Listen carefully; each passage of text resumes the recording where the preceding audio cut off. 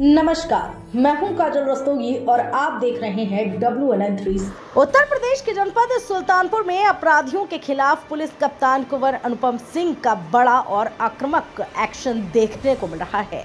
आपको बता दूं, बीते दिनों हुए राकेश विश्वकर्मा हत्याकांड में कप्तान की सख्त रणनीति से पहले ही 24 घंटे के भीतर साजिश में शामिल 10 लोगों को जेल भेजा गया था, जिसके 48 घंटे बाद आधा दर्जन नामजद बदमाशों पर 25-25 हजार रुपए का इनाम भी घोषित कर दिया गया।